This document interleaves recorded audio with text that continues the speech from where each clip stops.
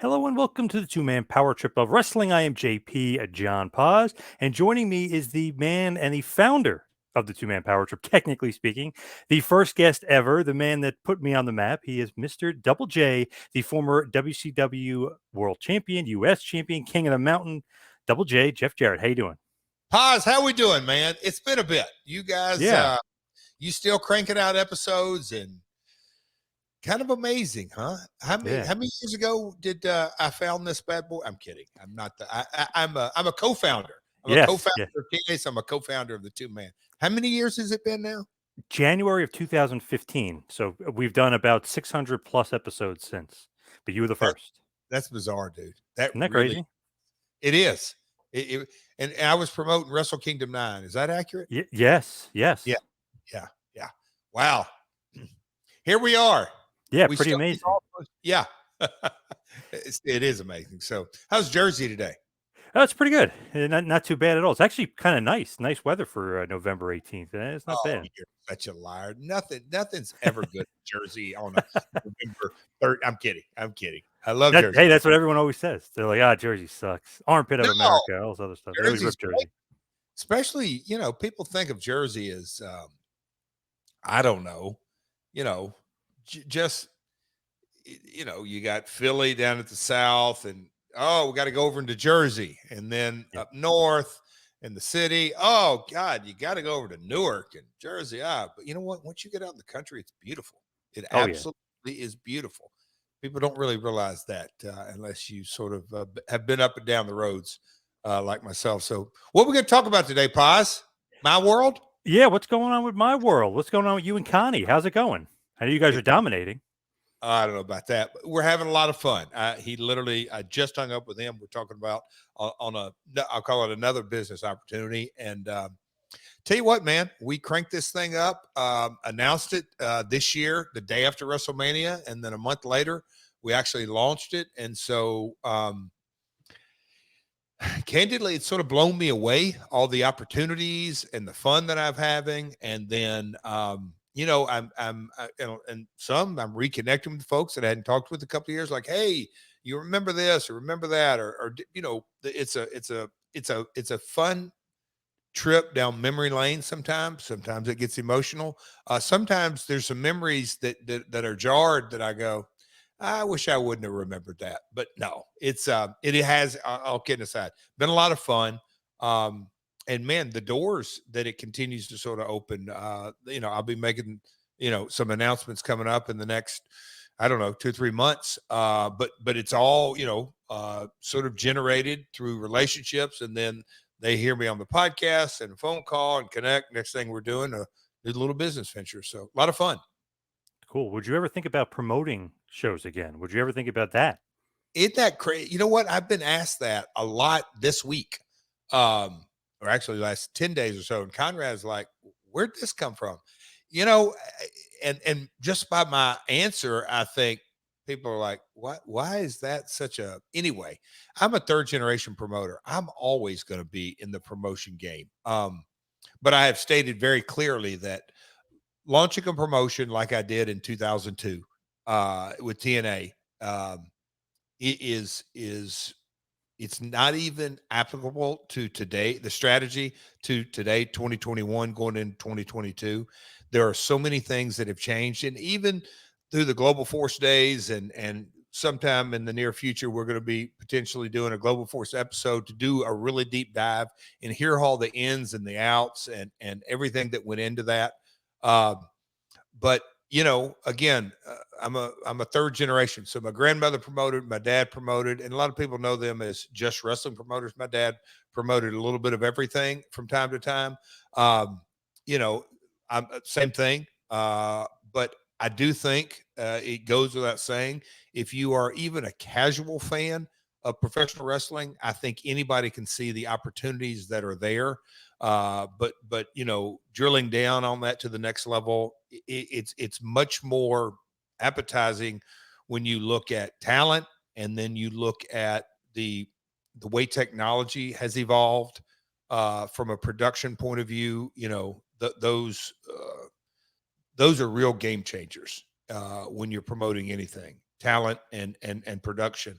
And when those two, I'll call them line items in a lot of ways, when those two items has radically changed like they have over the last, I'll call it 48 months, it's very interesting to look at. Now, with you and Conrad, I noticed Conrad is a big ball buster. I mean, he is big. Saying Oh, you're not a member of the Horsemen, even though Rick said you were. But interestingly enough, and we were joking around before off air about Arn. Arn, I know pretty well. Arn said not a Horseman. So Rick, Arn, what's the balancing act here? Who's right? Who's wrong? now here's what I love Arn.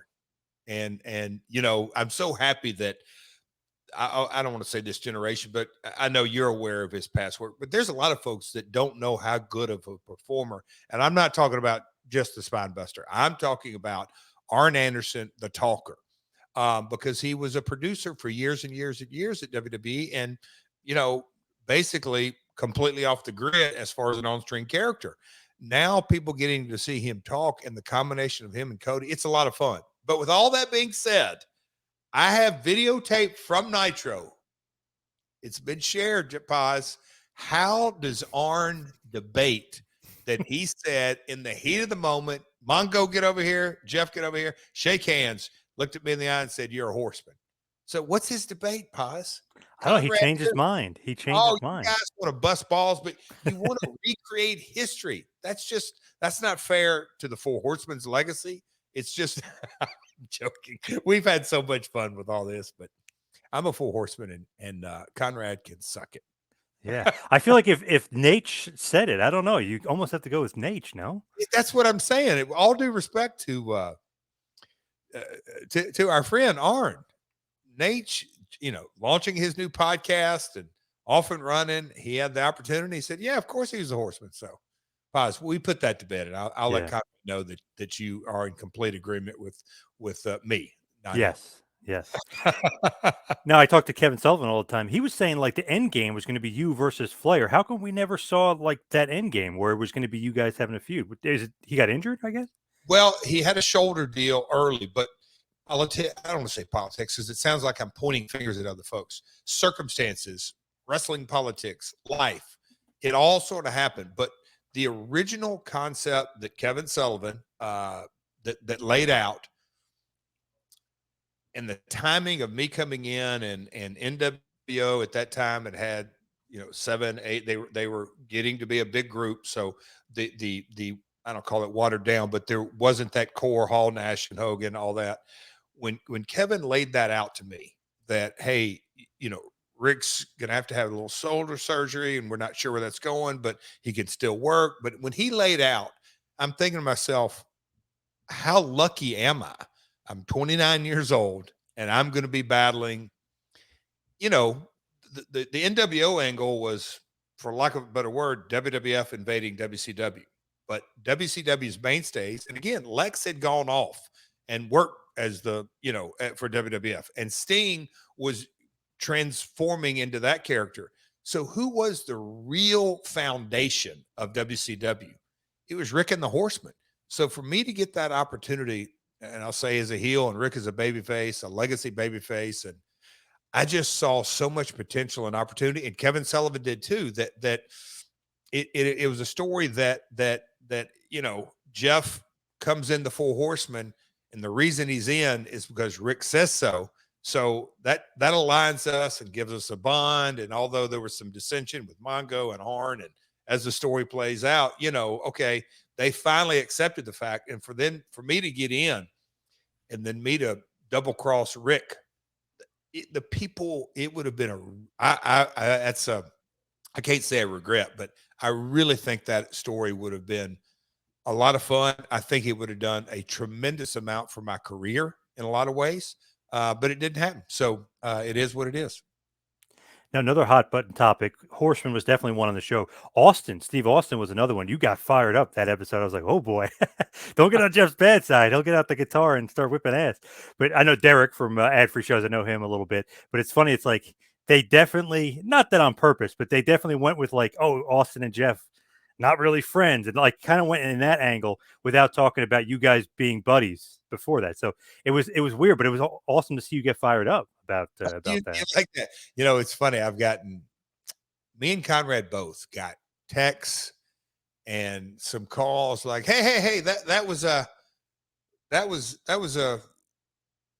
real, was it? Or they folks tried to dance around it, because if it was a work, they were like, oh yeah, we do it as a work. But but me and Conrad was like, hey man, it was what it was. Everybody, we're partners in this podcast. He picks the topics, but I also, it's as Conrad says, hey Jeff, it really is your world. It is your story.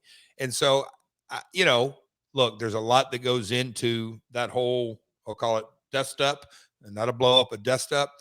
Derek had less than 24 hours to research it because of miscommunication on all of our part. So I just thought that even the night that Vince Russo told me, Alston's mad that you said something about a paycheck back in Tennessee, and I was like, okay, Vince can't be fabricating this. He would never know this story had Steve not told him. But Steve can't be serious, or can he?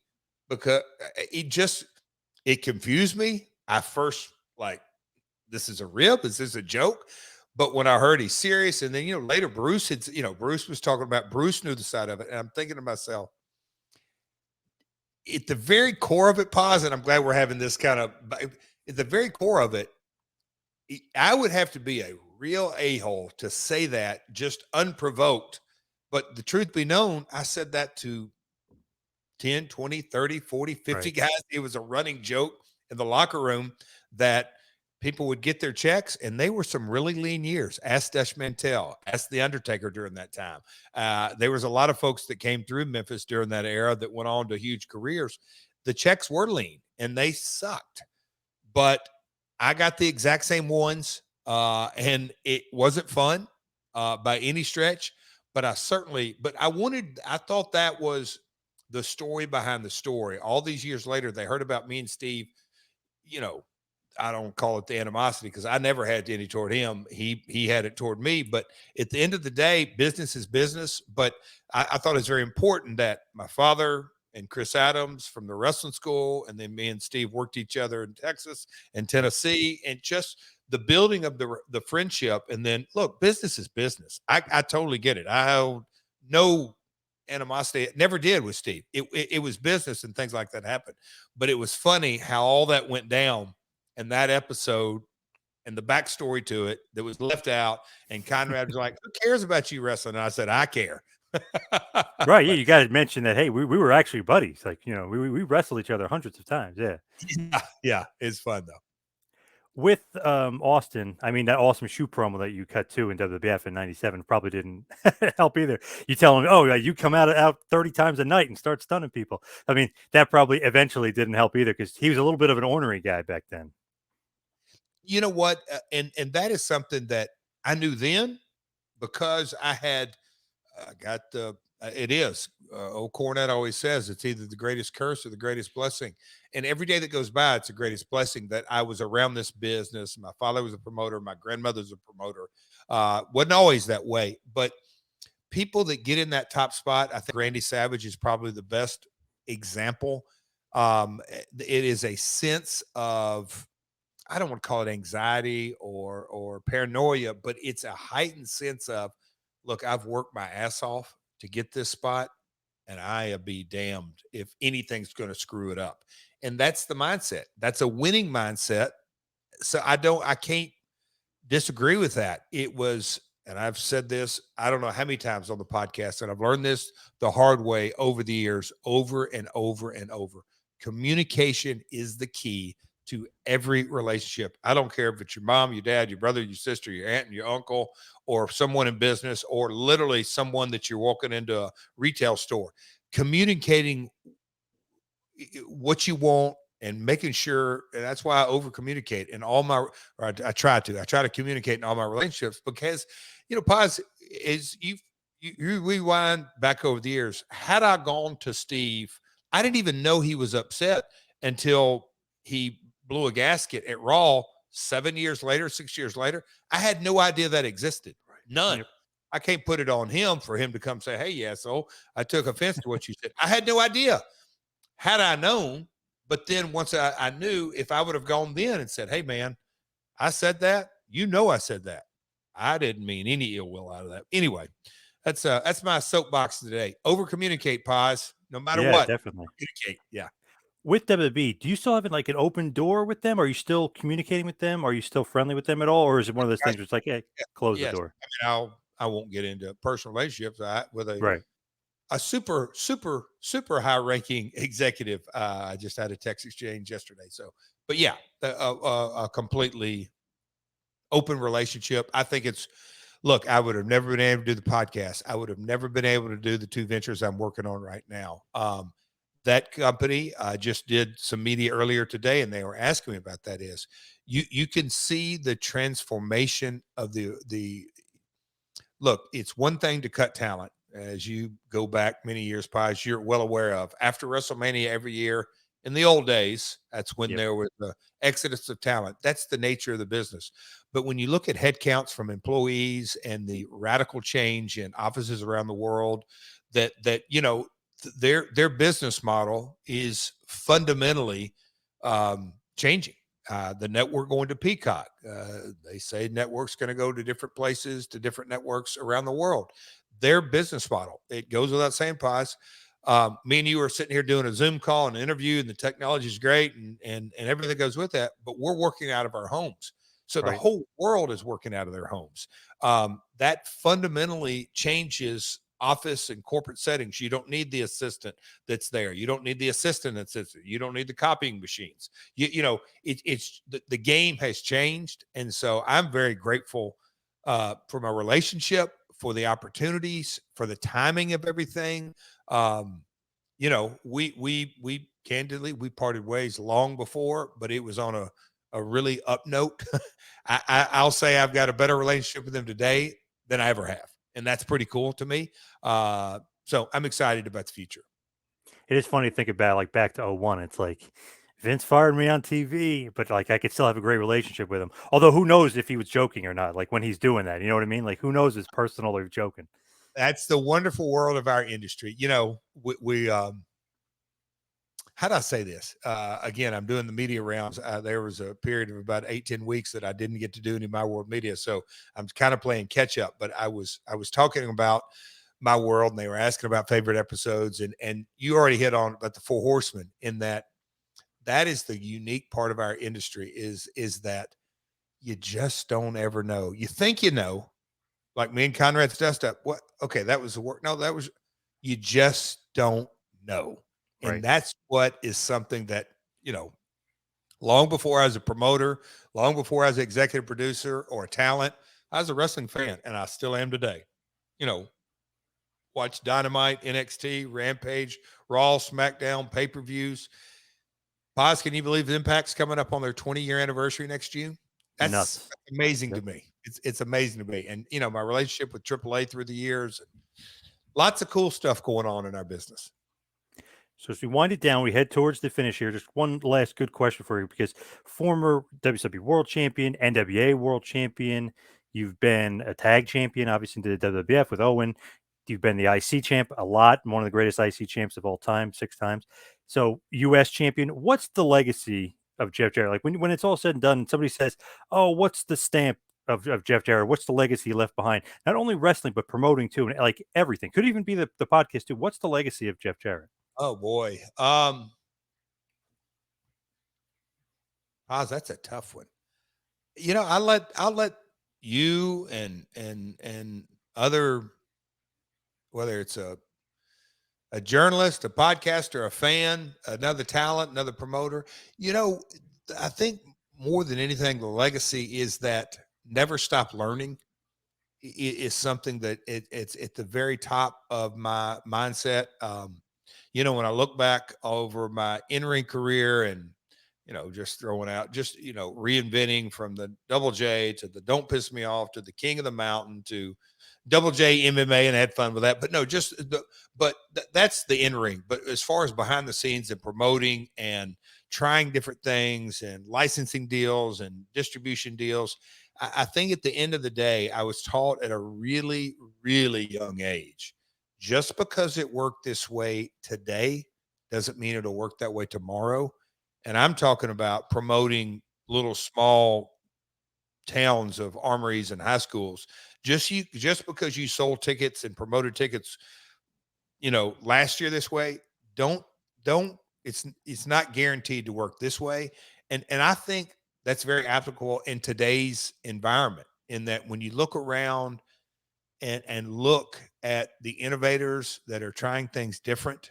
Look, Conrad is brilliant. It is, in a lot of ways, the nostalgia of the stories of all the podcasters, but he's delivering it in a new manner. Yes, it's a podcast, but it's done differently. You look at the success of Conrad and the team. Look, I'm a small part of that, but when you look at the success, so I think it's very applicable to really have that vision. And so I'm going a long way around. What's the legacy? I don't really give things like that a lot of thought, but never stop learning. I think there's for me personally, there is a tremendous amount of value to keep that mindset. Never, ever, ever quit learning. To me, you're like a cat. You have 9 lives. Like, whenever you think Jeff Jarrett's down and out, he's not. Oh, Vince fired him on TV. He's done. Nope. He starts TNA. Oh, he had a problem with Bischoff. Well, ends up with WWF. Oh, he had a problem. He's leaving WWF. He ends up back WCW. He's the world champion. It just, to me, like, you always seem like you had 9 lives, and you're like an obviously old school throwback wrestler anyway. But it's like he could be the main event, or you need an upper mid card, like an invaluable guy in the card that you don't see nowadays. It's very hard. Even like a Sting or Kurt Angle, it's like, okay, I could see them in the main event easily anytime, but then they could wrestle the mid card or upper mid card. I mean, they could do so, or have a blood feud. Like, that's always me to use, like, me thinking of you as like, he definitely has 9 lives, awesome worker, and he could work anywhere on the card and be believable, whether it's the main event or if you want him to have a feud with Benoit over the U.S. title. That's, to me, like Jeff Jarrett, one of the all time best in my view. I love your work. You've always been the best, and obviously you're always great to this show. Appreciate it, Poz. I appreciate, that's what the upbringing. My grandmother and my father, if you can't wear a lot of hats and have multiple skill sets, and I'm not just talking about heel or babyface or main event or jerking the curtain. I'm talking about around production, everything. That was, again, ingrained in me to keep yourself valuable. And so I appreciate those comments, but yeah, I've always had that mindset. Give us the plugs, everything, your social Oh, media, man, and of course, my world. RealJeffJarrett.com or at RealJeffJarrett, Twitter, Instagram, Facebook, and then all the My World socials or at My World Pod.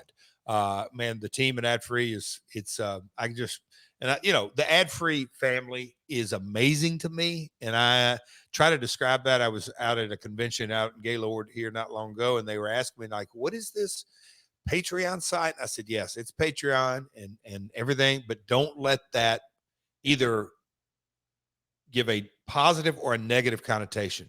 Think about it this way. It's the greatest fan club in the world because it has so much value. Look, I don't want to get into an ad-free plug, but a lot of moving parts. And so I appreciate you letting me have some time here today, talk my world. But yeah, every Tuesday, 6 a.m. Eastern, new episode drops. Go to realjeffjarrett.com and it'll give you all the information. Jeff, thank you so much for all the time. Really appreciate it.